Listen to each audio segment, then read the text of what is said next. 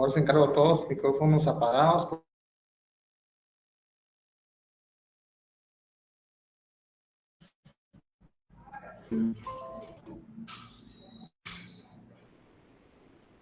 Salud. A ver, mire ese.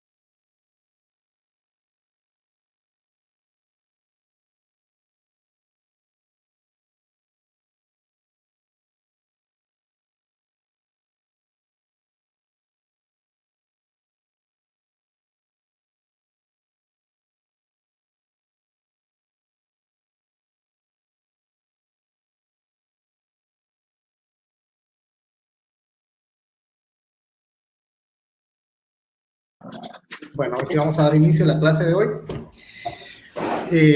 Creo que Andrés amablemente nos hizo el favor de indicarles a ustedes qué nos tocaba el día de hoy.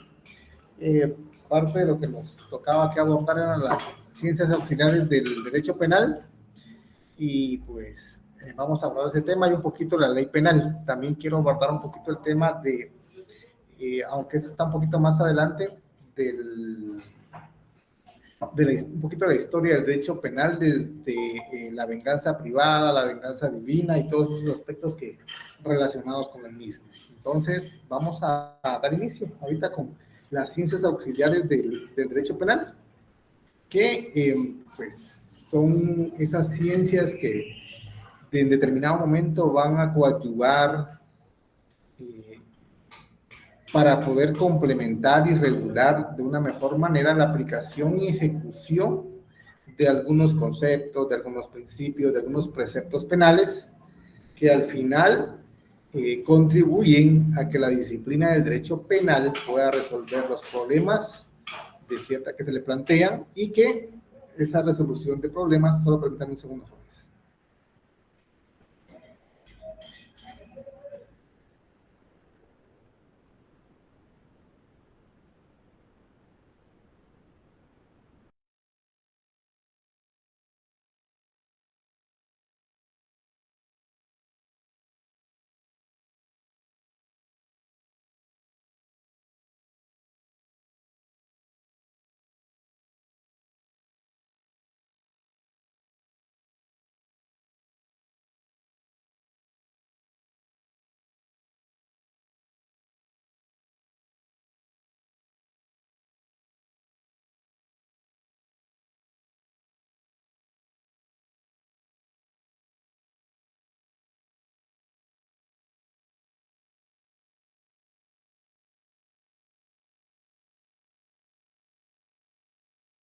Bueno, entonces, como les estaba comentando, pues el derecho penal, de cierta manera, se complementa con algunas ciencias auxiliares, que son las que vamos a abordar el día de hoy.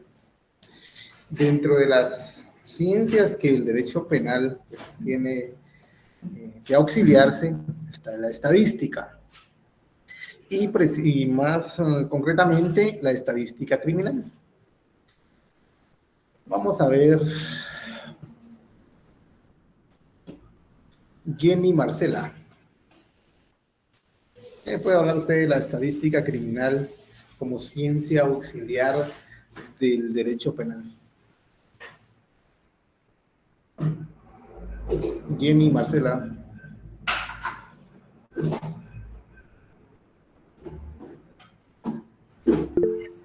Buenas tardes, licenciado. Buenas tardes.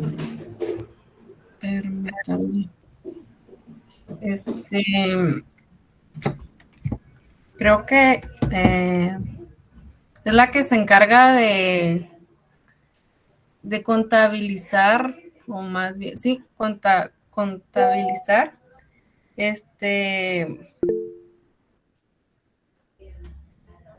los, no recuerdo, Ajá. perdón, los,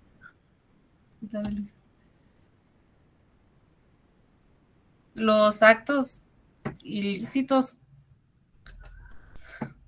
no recuerdo la verdad, perdone. A ver, ¿quién levantó la mano? Eunice.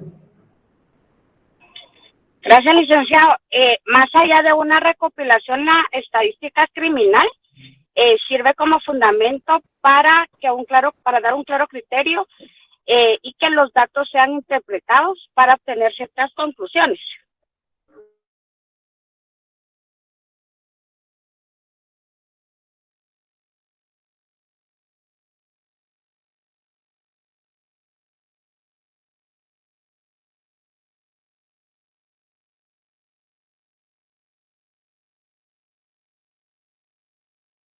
Dígame, Julio César. Buenas tardes, licenciado.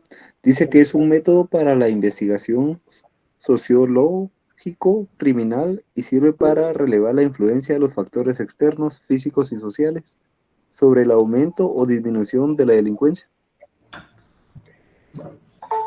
Entonces, uno de los aspectos importantes que tenemos que tener claro es de que el derecho penal pues tiene como objetivo, como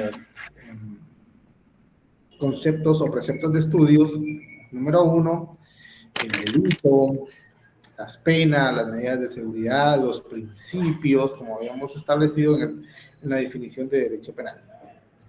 Y dentro de ese orden de ideas podemos decirte que los delitos son cifras que se recopilan a través de la estadística criminal.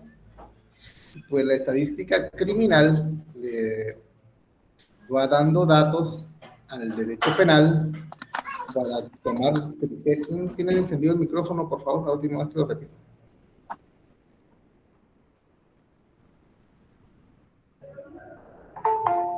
Okay.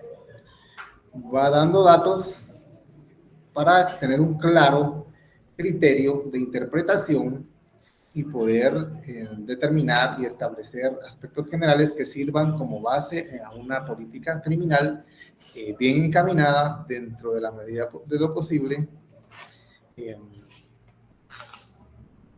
dentro de la medida de lo posible, pues poder de cierta manera darle ese soporte al derecho penal y que a través de este se puedan regular ciertas conductas que van a contribuir con la aplicación de la justicia penal. Otra de las ciencias que auxilia al derecho penal, solo que esta ciencia yo considero que, si bien es cierto, tiene que ver con el derecho penal, pero más con el derecho procesal penal, porque es a través del proceso penal que se logra establecer la participación o la posible participación de una persona un hecho delictivo. Entonces la medicina legal forense pues permite, permítame,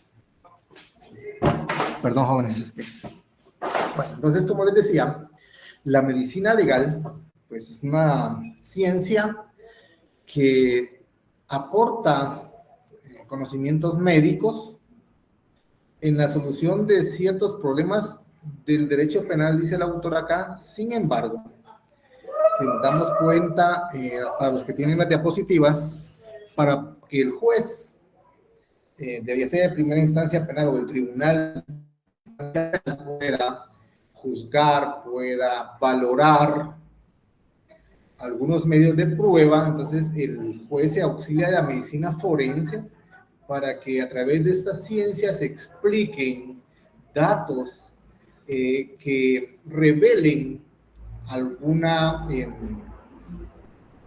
prueba que le permita al juez emitir una sentencia. Entonces, si bien es cierto, como les digo, la medicina legal o la medicina forense le permite, a través de los conocimientos de las ciencias médicas, aportar algunos datos al derecho penal, yo considero que aporta más datos al derecho procesal penal a través de los diferentes dictámenes del perito en medicina forense.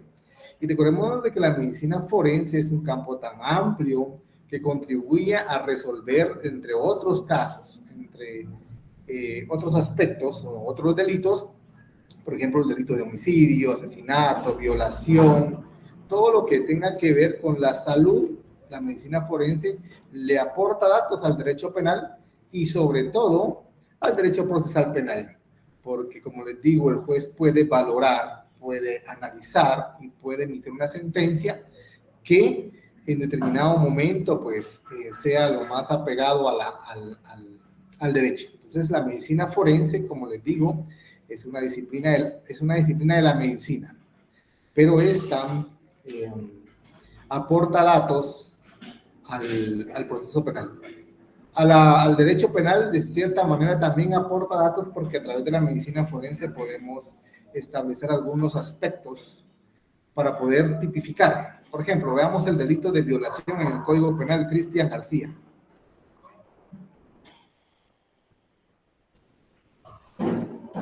Buenas tardes, sí, dígame, licenciado. Veamos el delito de violación.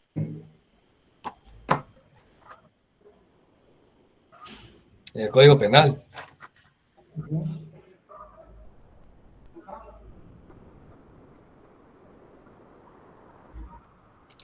Artículo 173. Ajá. Violación. Quien con violencia física o psicológica tenga acceso carnal, vía vaginal, anal o bucal con otra persona o le introduzca cualquier parte del cuerpo u objetos por cualquiera de las vías señaladas u obliga a otra persona a introducírselos a sí misma, será sancionado con pena de prisión de 8 a 12 años. ¿Sigo? Ahí nomás. Bueno. Si nos damos cuenta, aquí hay aspectos puramente médicos. Por ejemplo, cuando establece que es vía vaginal, bucal, oral, son aspectos médicos que en determinado momento para poder tipificar estos delitos, pues tuvieron que hacer el aporte de las ciencias médicas al derecho penal. Sin embargo, cuando ya ha ocurrido algún hecho criminal relacionado con este delito, pues ya el médico forense o la medicina forense va a aportar elementos que van a establecer a gran medida la participación de un sindicado, de un acusado, de un procesado en un hecho delictivo como el que acabamos de ver. Así podemos mencionar varios ejemplos. También tenemos que la medicina forense tiene diferentes, por decirlo así, campos de estudio. Por ejemplo, la tanatología forense, si bien es cierto, es parte de la medicina forense, esta última analiza y estudia los fenómenos cadavéricos, desde la causa de muerte, hora de muerte y los aspectos que contribuyeron, ya sea de forma directa o indirecta, a que una persona perdiera la vida. También tenemos dentro de la medicina forense un campo de estudio que se llama traumatología forense. Esta es otra parte de la medicina forense que también contribuye con el derecho penal y con el procesal penal. A ver, Álvaro José. Sí. Traumatología forense, ¿cómo considera usted que contribuye en el derecho penal y en la ciencia del derecho penal? Bueno, yo lo veo más desde el punto de vista del tipo de pena que puede impartir el juez, ya que pues ahí radicaría, podría ser la intención con la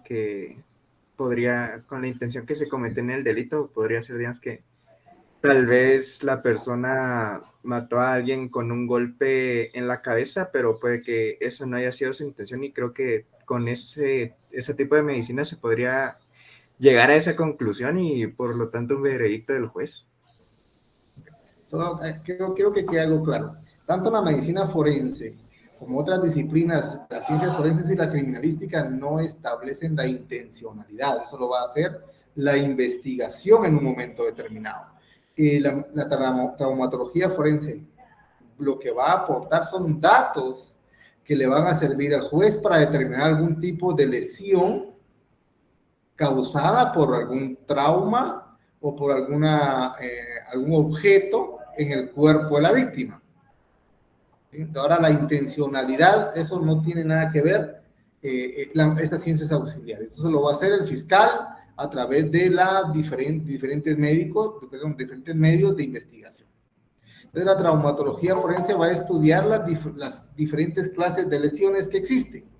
Dentro del Código Penal tenemos una gama de lesiones, como lesiones leves, graves, gravísimas, lesiones específicas. Y entonces, este tipo de ciencia auxiliar del derecho penal, y más que todo el derecho procesal penal, va a estudiar el tipo de lesión. Por ejemplo, si a alguien le va a quedar cicatriz en el rostro, la medicina forense, a través de la traumatología forense, va a determinar si sí o no. Si le queda cicatriz, es una falta leve. Ahora, si perdió un ojo, es una falta muy grave.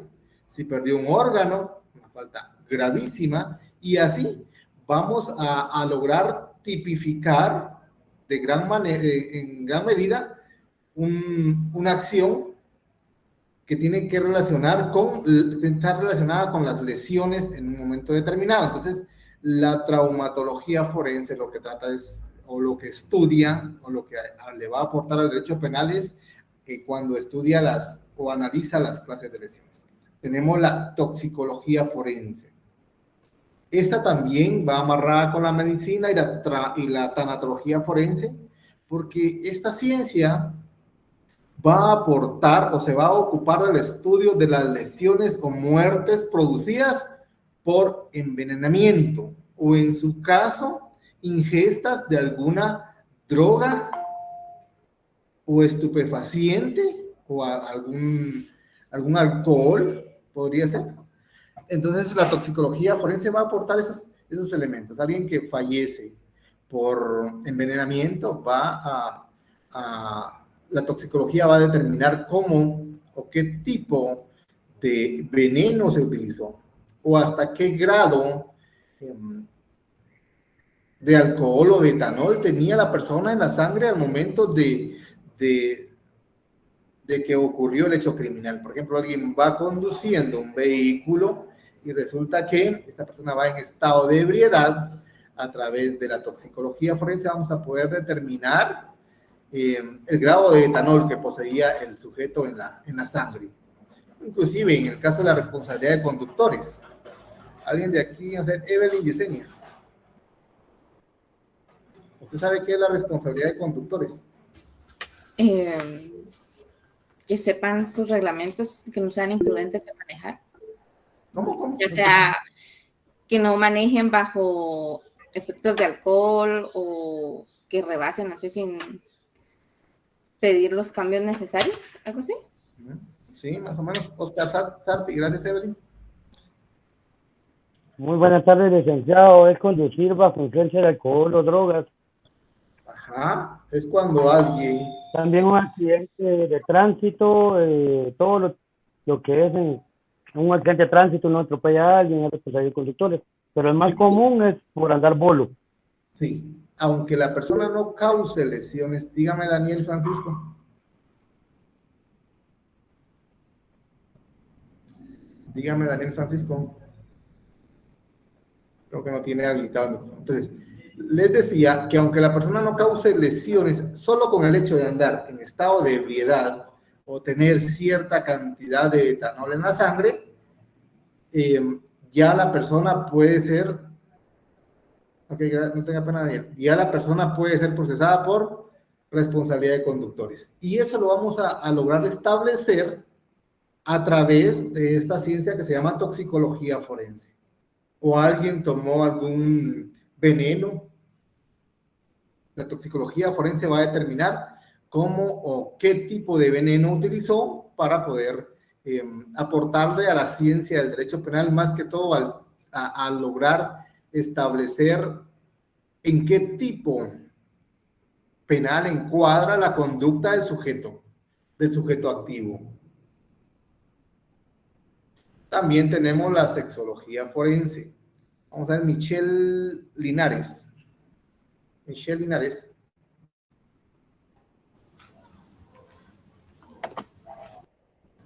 Buenas noches, licenciado. Muy buenas noches. La sexología quiere decir cuando, bueno, lo que yo entiendo es cuando algún asesinato de alguna mujer, pienso yo, o de un hombre por violación, algo así, ¿no? Un asesinato. Puede ser, sin embargo, la connotación es más cuando alguien ha sufrido algún daño en sus partes sexogenitales, por ejemplo, una violación, o cualquier tipo penal que tenga que ver con los delitos sexuales. Entonces, la sexología forense, aunque el autor lo llama sexología forense, hoy por hoy en Guatemala, quien hace ese análisis no es un sexólogo forense, es un médico forense especializado en ciencias forenses que ayudan o determinan a través del análisis, del estudio, de la observación y de ciertos métodos que aporta la medicina forense a poder establecer si una persona ha sufrido algún abuso sexual. Dígame, Herbert.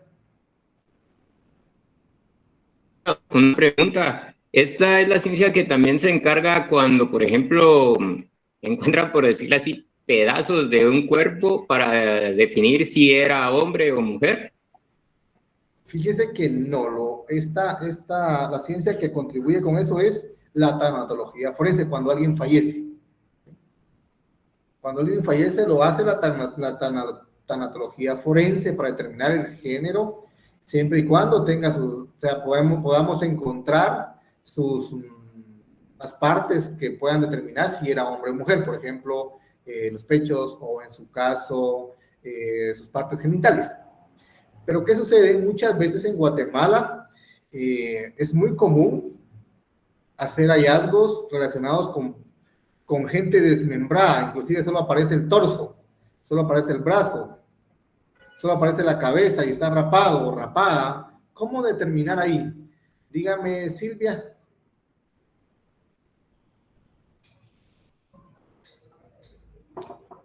Solo active su micrófono, por favor, tiene que estar activado. Buenas tardes, licenciado. Mi pregunta es si para esos estudios es únicamente a través del INASIF, de médicos del INASIF, que se hacen estas investigaciones.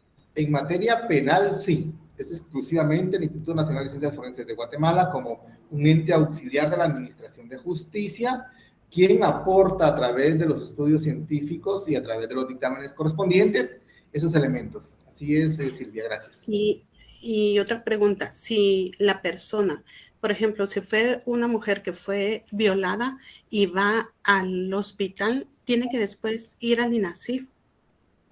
¿O puede ser un médico del hospital? No, por lo general, cuando hay indicios racionales de violación o de abuso sexual, lo que hacen en general es de que mandan a llamar al médico forense y el médico forense llega al hospital. El médico tratante, por decirlo así, que está en el hospital, lo único que va a ver es de que no esté en peligro su vida y poder, inclusive, muchas veces lo que hace es darle el kit de las 72 horas para ver lo del VIH, para ver lo de alguna enfermedad de transmisión sexual. Ahora, la determinación y el análisis forense relacionado con la violación o el abuso sexual, lo ve el médico forense, llega al hospital. Gracias, licenciado. ¿No? Bueno, entonces volviendo al tema. Entonces la sexología forense es parte de la medicina forense que pues, va a analizar los aspectos de sexología para determinar ese tipo de delitos. Ahora, para determinar el sexo, si es un fallecido, pues va a ser a través del médico forense, si se puede determinar. Ahora, si no, ¿qué sucede si solo encontramos los brazos de una persona y las piernas? ¿Cómo podemos determinar qué sexo es? ¿O qué género? ¿Qué sexo? Porque así se habla. Dígame, Paula.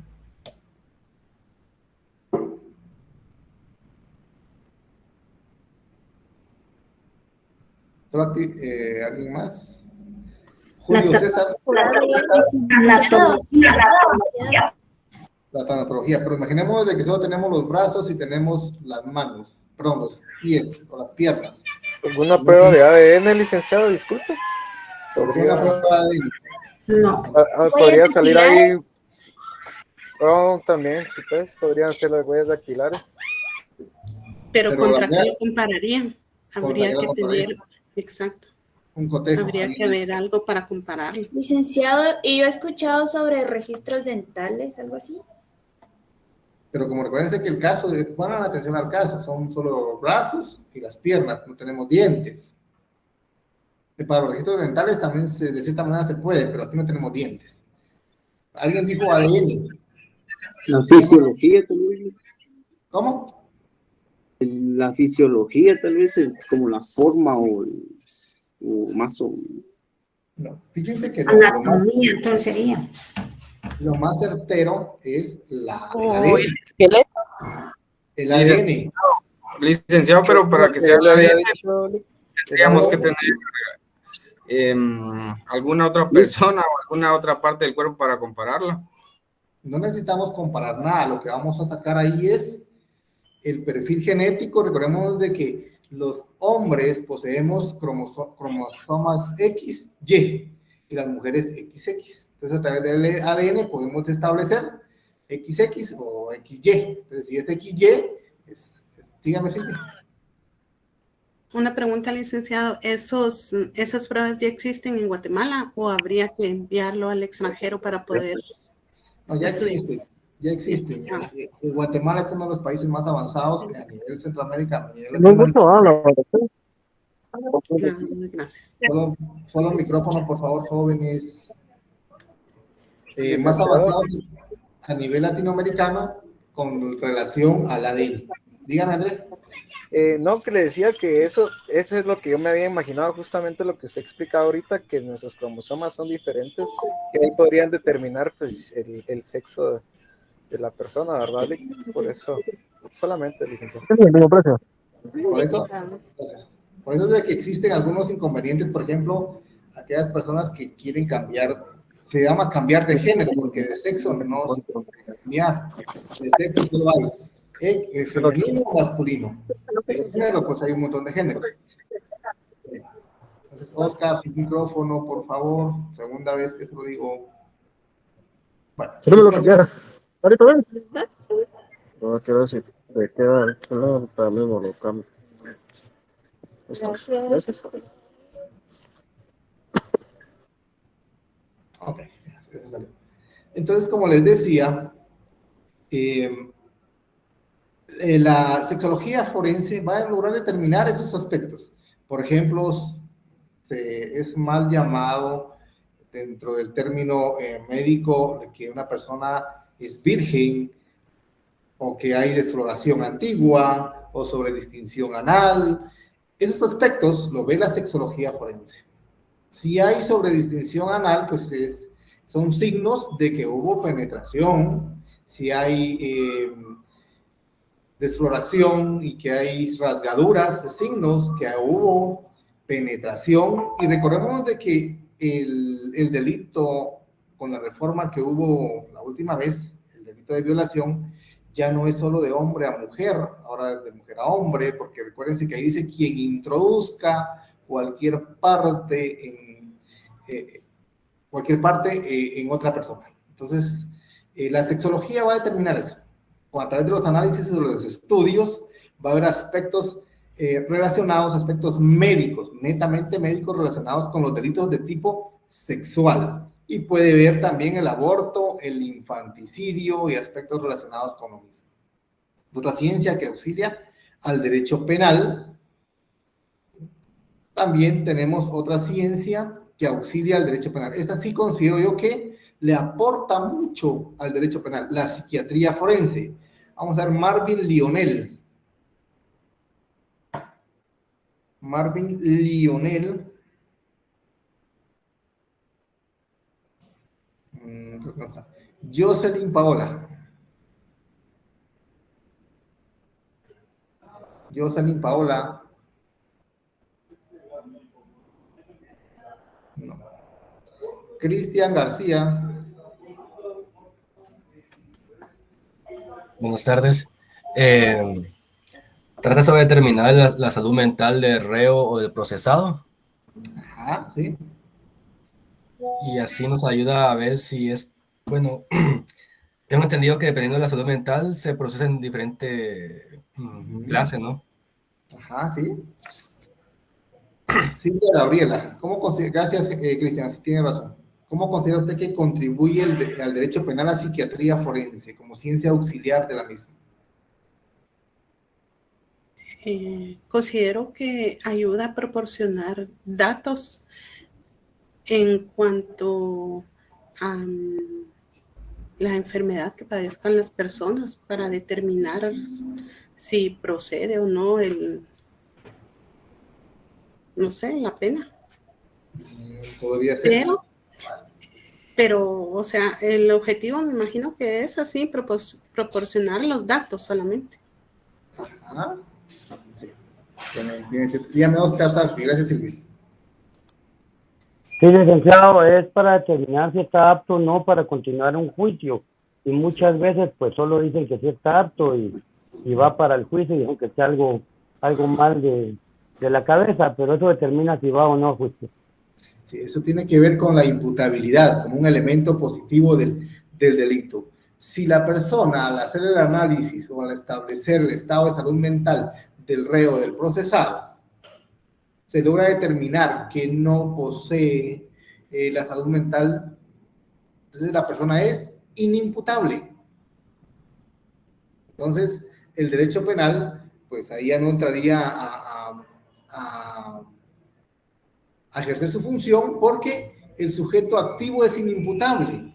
Eso significa que no puede ser procesado a través del derecho penal porque es inimputable. Dígame, Julio César.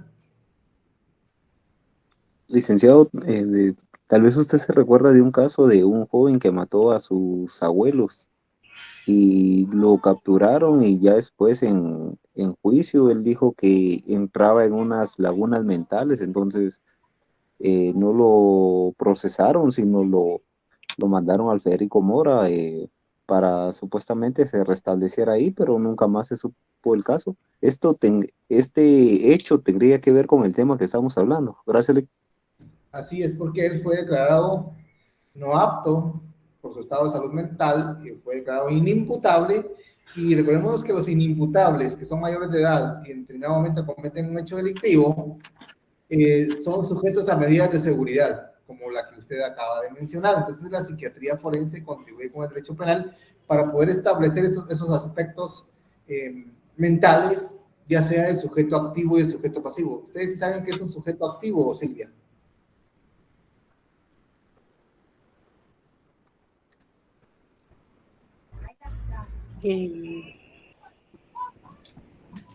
Es la persona que puede ser imputada por un delito o el que comete el delito.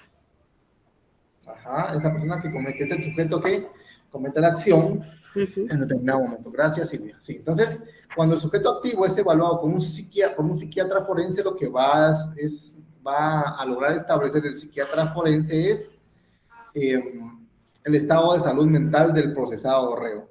Aquí en el libro, porque el libro es un poquito antiguo, dice psicología forense, que la psicología forense también tiene el objeto para establecer el estado mental del procesado. Yo considero que es más la psiquiatría forense como una ciencia de la medicina, que también la psiquiatría es una ciencia de la medicina, que aporta esos datos.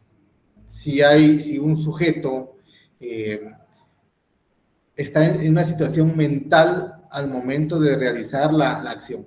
Recordemos de que dentro del derecho penal hay elementos importantes que vamos a ir analizando más adelante. ¿Sí? Y dentro de esos elementos importantes está la imputabilidad y la inimputabilidad. Y están las agravantes y las atenuantes. Una de las atenuantes es no estar en estado mental incompleto. ¿Y quién va a determinar eso? A través de un análisis del psiquiatra forense va a lograr establecer esos aspectos.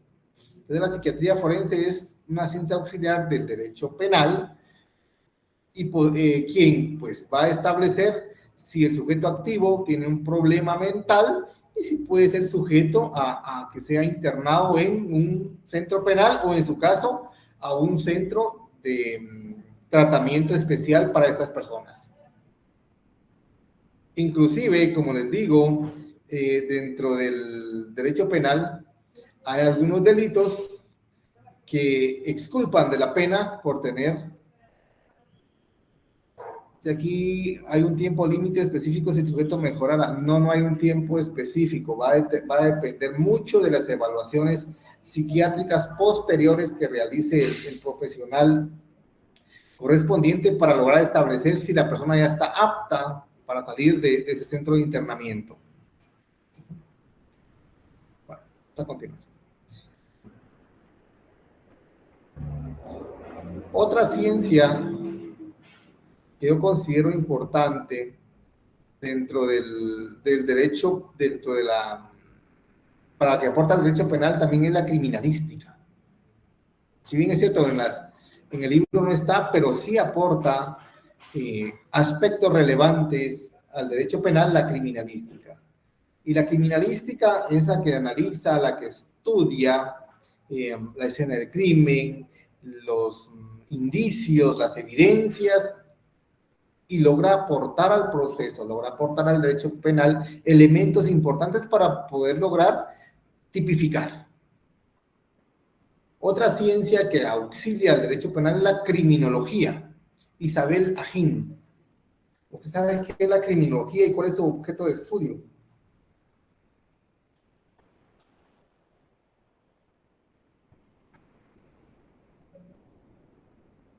Isabel Ajín. Buenas tardes, licenciado. ¿Podría ser la que estudia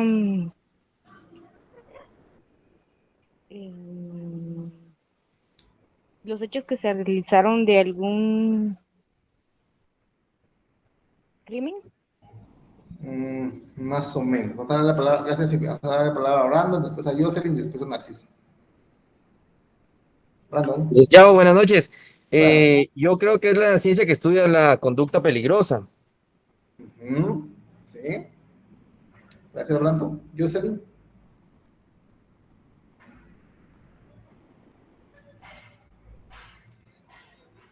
Dice Neida Paola, estudia el crimen del asesino. No necesariamente el asesino. Jocelyn.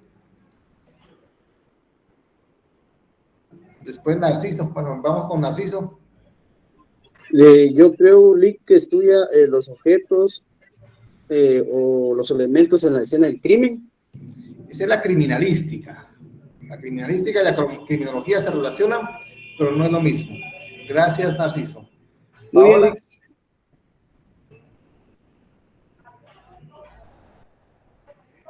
Jocelyn. Sí, Wendy, tiene razón. Jocelyn.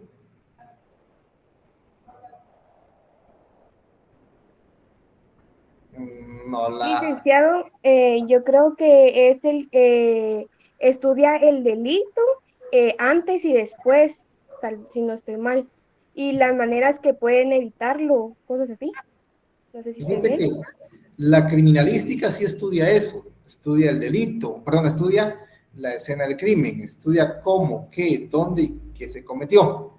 Sin embargo, la criminología, como lo dice aquí, determina el tipo de criminal, determina o estudia, el objeto de estudio es el delincuente, por qué delinque, y también estudia a la víctima, netamente a las personas. En cambio, la criminalística estudia los indicios, las evidencias, la escena del crimen. Entonces, estas dos ciencias son importantes para el derecho penal porque contribuyen a poder establecer de cierta manera, en muchos casos, qué tipo penal vamos a aplicar. Cuando hablemos de derecho penal, hablemos de criminal, hablemos de delincuente, no hablemos de asesino, porque cuando hablamos de asesino ya estamos encuadrando en un tipo penal determinado, por favor. Ok, dice, estudia la conducta humana peligrosa, sí. Ok, vamos a continuar. ¿Quedó claro cuáles son algunas ciencias que auxilian al derecho penal? Bueno, ahora vamos a hablar, o vamos a entrar a hablar ya de lleno de la ley penal. Abner Ceballos. Buenas tardes, Lick. Buenas tardes.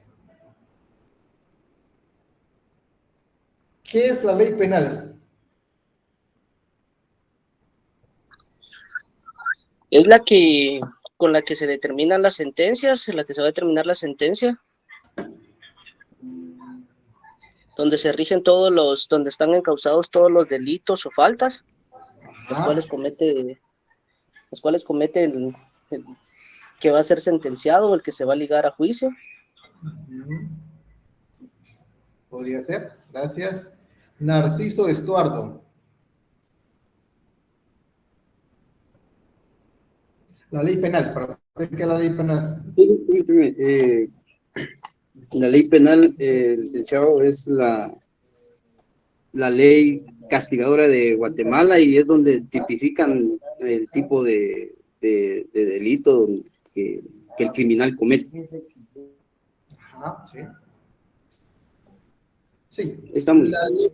Sí, gracias, compañero. Álvaro José. Después Julio César. Yo considero que es la que se encarga de juzgar a la persona que comete el delito, a través de la sentencia, se podría decir. No sé si lo he dicho procesal penal, pero la ley penal en específico. Gracias, compañero. Julio César. Licenciado, es aquella disposición por virtud de la cual el Estado crea como carácter de generalidad para las penas. Sí. Gracias, Paola, y después Jocelyn. El conjunto de normas jurídicas que regulan, ¿sí? Paola. Buenas tardes, licenciado. Es el conjunto de normas jurídicas que regulan los delitos y las penas que corresponden a los mismos, además de las faltas y las medidas de seguridad. Sí. Gracias. La ley penal tiene una doble función. Recordemos de que el derecho penal, de cierta manera, es una forma de contener, una forma de limitar el poder punitivo que tiene el Estado. La ley penal tiene una doble función. Dígame cuál es esa doble función, Lucía Vázquez. Lucía Vázquez. Sí, licenciado. La doble función de la ley penal. La doble función. Tiene la descripción de una conducta antijurídica. Y la descripción de las consecuencias penales. Ajá, sí, gracias. Bueno, licenciado. Bueno, ¿alguien más? No, sí. En efecto, la función de la ley penal es describir la conducta humana, la cual es antijurídica, y también va a describir la consecuencia penal, la consecuencia jurídica. Recordemos de que la norma penal se compone de dos elementos importantes: un supuesto de derecho y la consecuencia jurídica. Entonces, la ley penal va a determinar, va a establecer, de cierta manera, esas acciones, esa conducta o esa omisión que está prohibida o algún mandato que se encuentra en la norma. Veamos el artículo 123, Narciso,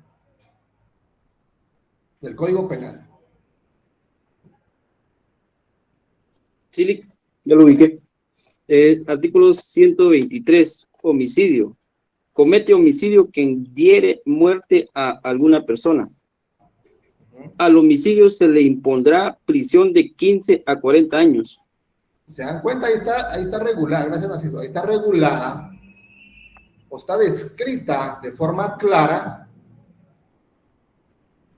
cuáles son las acciones. ¿Cuáles son? Sí, también, José Luis. ¿Cuáles son las acciones? ¿Cuáles son esas conductas que están prohibidas? Por ejemplo, darle muerte está prohibido. ¿Y cuál es la consecuencia jurídica o la consecuencia de derecho?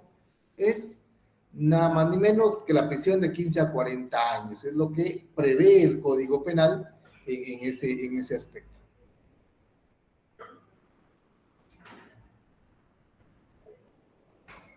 Bueno, también la ley penal pues tiene una estrecha relación con el derecho penal, porque es parte del derecho penal, ¿sí?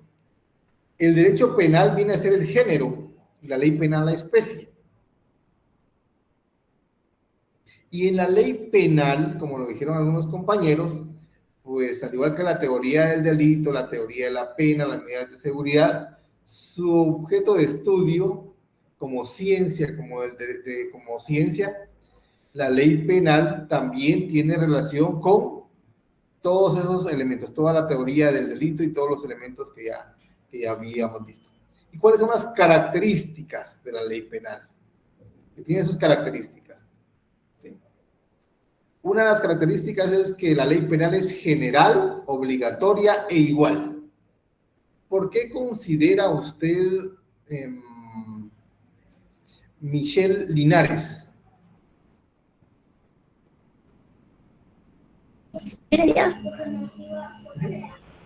¿Por qué considera usted que la ley penal es general? ¿Por qué considera?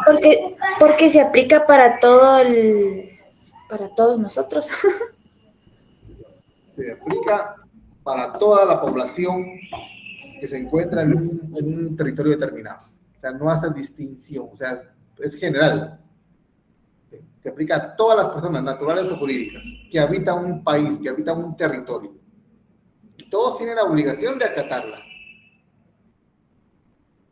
Y en consecuencia, la ley penal es general y obligatoria. Es obligatoria porque se tiene que acatar. Todos los individuos que habitan el territorio de la República de Guatemala tienen que acatar las normas, tienen que acatar todos los preceptos que están en la ley penal. Porque si no las acatan, hay una consecuencia jurídica, que van a ver ustedes dentro del otro semestre cuáles son esas consecuencias jurídicas. Y es también una ley igual para todos. ¿Por qué considera usted que es una ley igual para todos o igualdad como característica de la ley penal, Doris Elizabeth? Porque es aplicable para todos, licenciado, sin importar raza o color. Sí, es aplicable a todos, sin discriminación, sin raza, color, sexo, religión, nacimiento, posición económica, social o político. Esa es una característica de la ley penal, pero en Guatemala se cumple esa característica, sí o no, Julio César.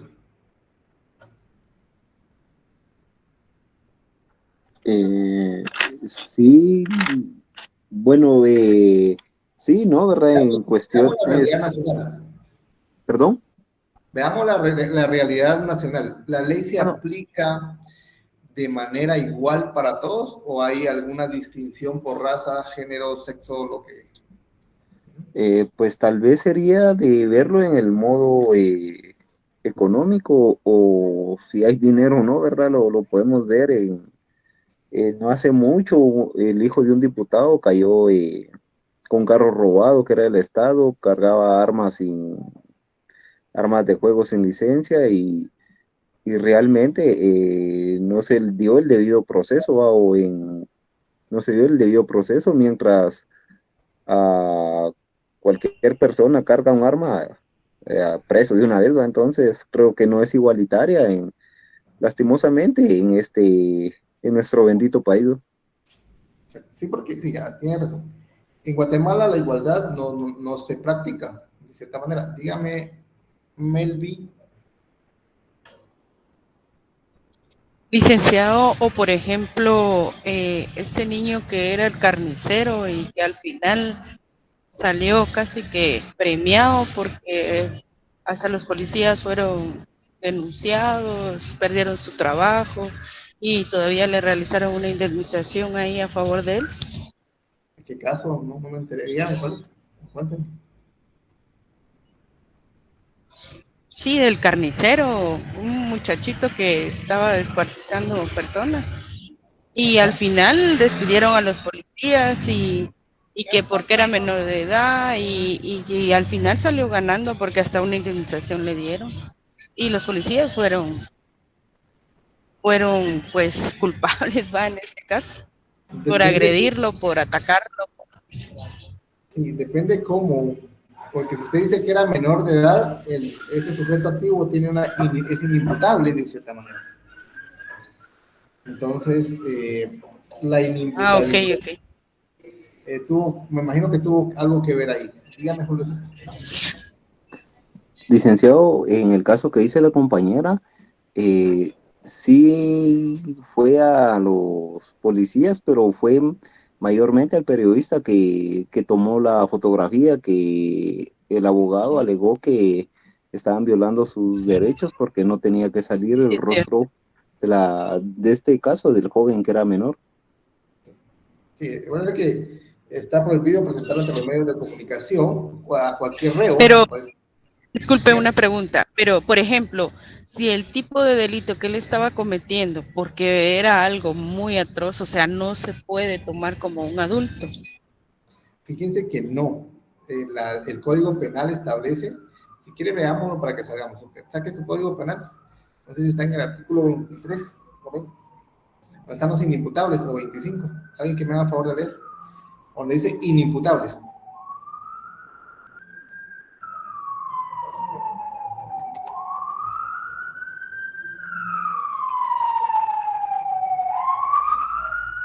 Yo, licenciado, buenas noches.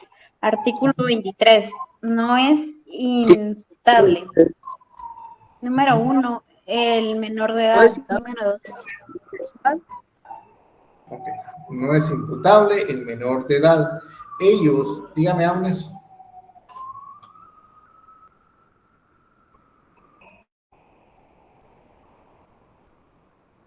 Licenciado, Ellos. puedo seguir leyendo. Perdón, Eli, se me quedó trabada la manita. Ok. Entonces, ellos no son imputables en materia netamente penal. Sin embargo, ellos tienen un tratamiento de acuerdo a la ley PINA, la Ley de Protección Integral de la Niñez y la Adolescencia. Ellos van a ser tratados, o sea, son sancionados no son sancionados porque ahí lo que tienen es una medida socioeducadora y a ellos pues los juzgan a través de esa ley. Aunque la persona ya el día de hoy tenga 17 años, 364 días, 23 horas de edad, él va a ser inimputable. No puede ser juzgado como un adulto, porque ¿a qué edad son imputables? Los mayores de edad. ¿Y quiénes son mayores de edad de acuerdo al artículo 8 del Código Civil?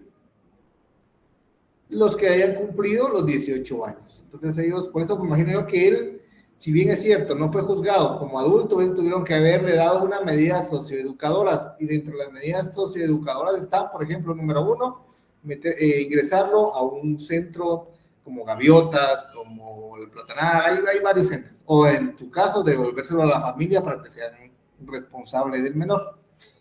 Pero los policías tienen prohibido mayormente a los menores de edad presentarlo ante los medios de comunicación. Y los medios de comunicación tienen prohibido también que publicar la foto de cualquier reo, porque están violentando un principio, un derecho fundamental que se denomina derecho de defensa, presunción de inocencia. Esos dos elementos son importantes. Presunción de inocencia porque mientras que no sea sancionado a través de una sentencia condenatoria debidamente ejecutoriada, no es culpable. Y derecho de defensa porque no le están permitiendo defenderse, ya la sociedad lo sancionó a pesar de que no ha sido vencido en juicio. Es por eso me imagino que por ahí fue que agarró el abogado defensor, y por eso fue de que pues, logró tal vez salir libre en lo que le dieron una medida socioeducadora menor. Okay. Dígame, Susi.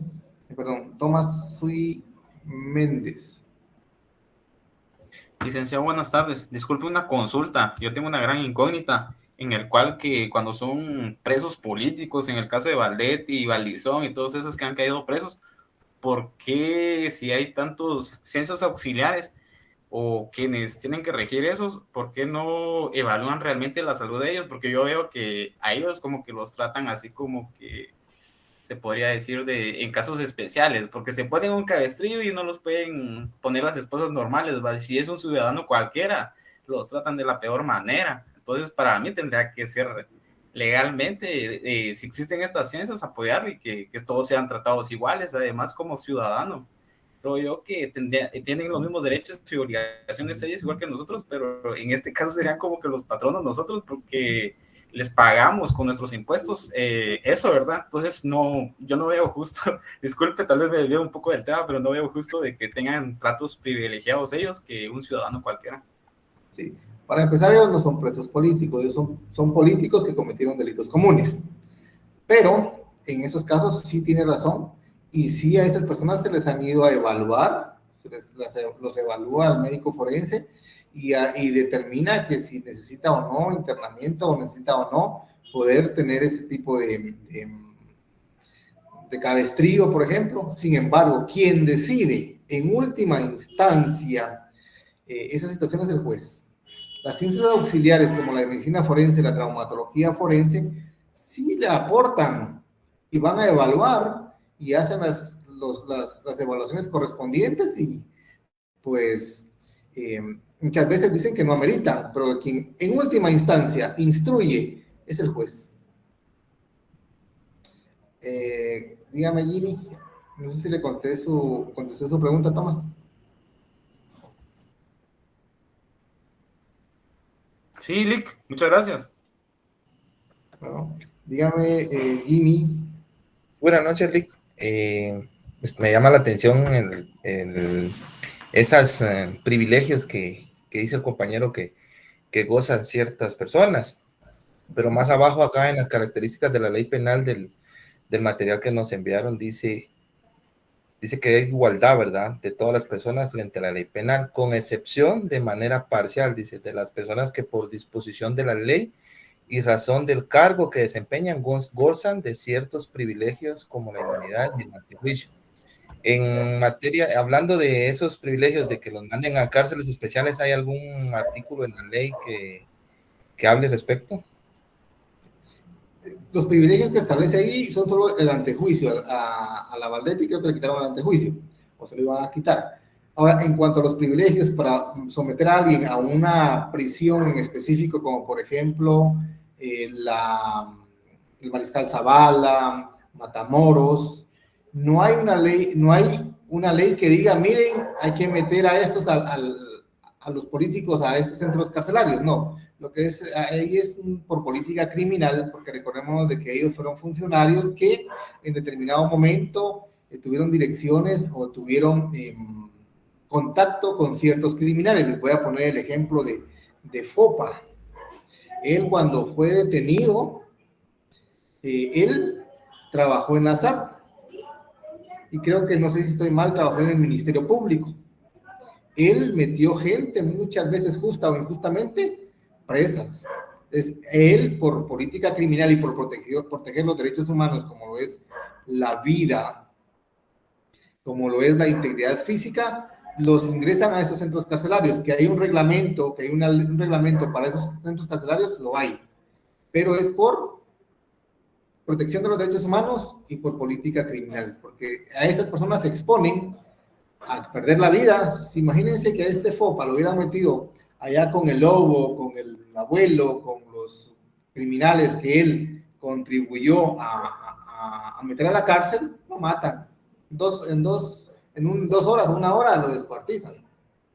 Por eso es que los meten ahí, por eso hay un reglamento. O sea, licenciado, que es a criterio del juez dependiendo del caso, entonces, que se esté... Es dependiendo del caso y dependiendo de qué persona se está juzgando para poderla ingresar a ciertos lugares.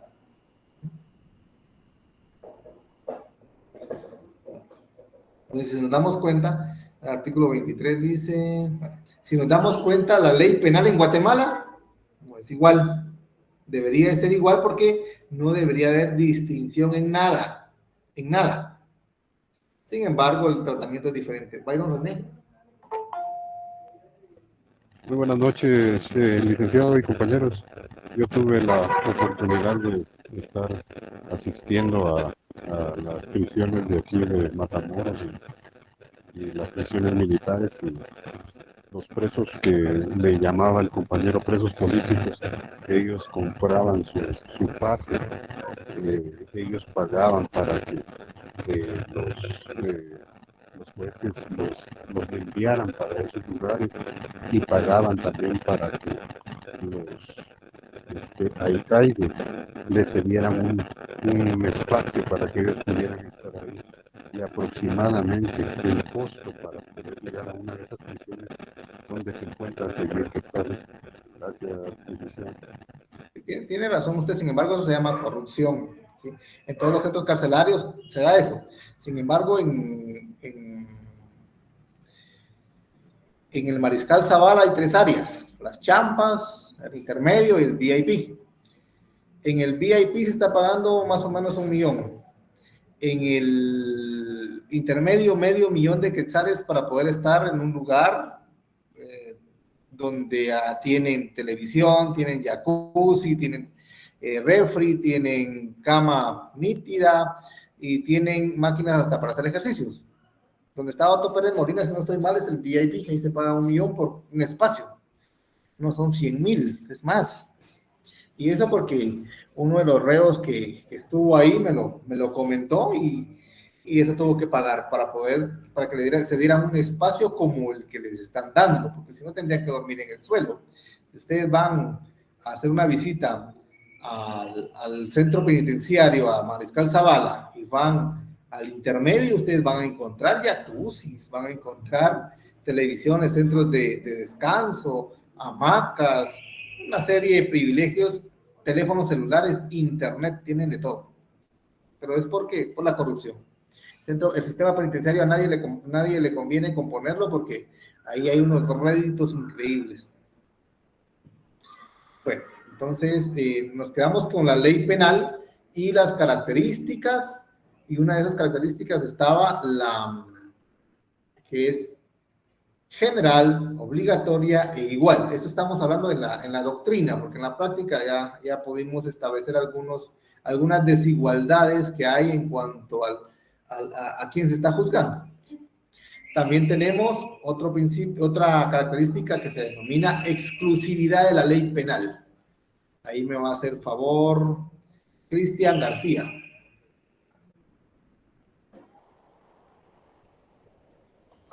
Buenas noches, sí, dígame. Cuando estamos hablando de la exclusividad de la ley penal, ¿a qué nos estamos refiriendo? Que solo protege bienes tutelados por el Estado. Y que solamente el Estado es el facultado para castigar. Ajá, sí. Se refiere a que exclusivamente la ley penal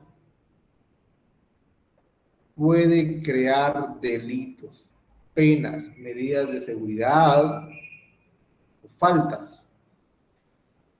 Porque si no está en la ley penal, no es delito, de acuerdo al principio de legalidad. Y esta característica la podemos ver bien reflejada en el artículo 1 del Código Penal. Veamos, Julio César. Ahorita. Dice de la igualdad, artículo 1.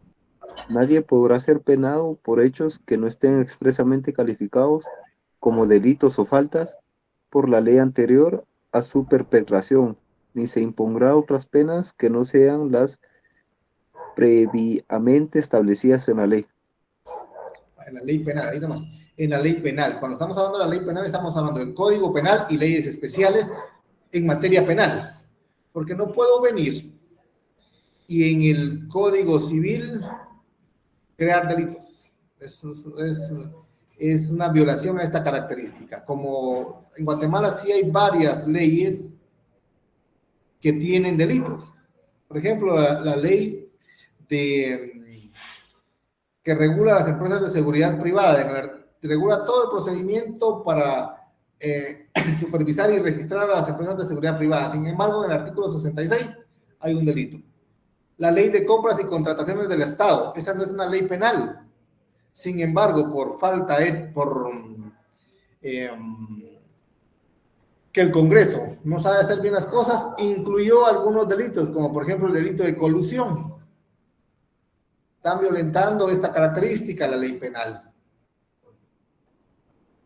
Entonces, la ley penal es la única que puede crear delitos, penas, acciones u omisiones en un momento determinado, relacionados con la pena, con el delito, con las faltas, con las medidas de seguridad. Esa es exclusivamente la ley penal y leyes especiales. Cuando yo estoy hablando de leyes especiales, estoy hablando, por ejemplo, la ley de armas y municiones, la ley de lavado de dinero y otros activos, la ley de contra narcoactividad. Y hay un montón de leyes especiales penales, la ley de femicidio también, esa es una ley penal especial. Entonces nos vamos a quedar ahí, no sé si hay alguna duda con lo que hemos hablado hasta el día de hoy. No, licenciado, todo claro. Okay. Se le recuerda que el 2 de marzo es el examen parcial con ustedes. Gracias, licenciado. Gracias, licenciado. Gracias, Nico. 2 de marzo, dijo el licenciado, disculpe. 2 de marzo, sí. Ah, bueno. Igual a las 7, ¿verdad? Igual, creo que a las 6, si no estoy mal. A las 6, compañero. ¿Y qué plataforma vamos a utilizar, licenciado? Vamos a utilizar Google Formulario. Gracias, licenciado. El examen entra hasta la unidad 3. Hasta donde lleguemos un día antes. Ok, gracias. Por eso estudien todos los módulos. Feliz noche, licenciado. Licenciado, cuando, perdone, buenas noches. Cuando lo interrumpieron, ¿qué iba a decir del examen? Que aparte que iba a ser por Google Form. Está en, voy a colocar el enlace en Classroom. Buenas noches, Lick. Ah, buenísimo, Lick. Muy buenas noches.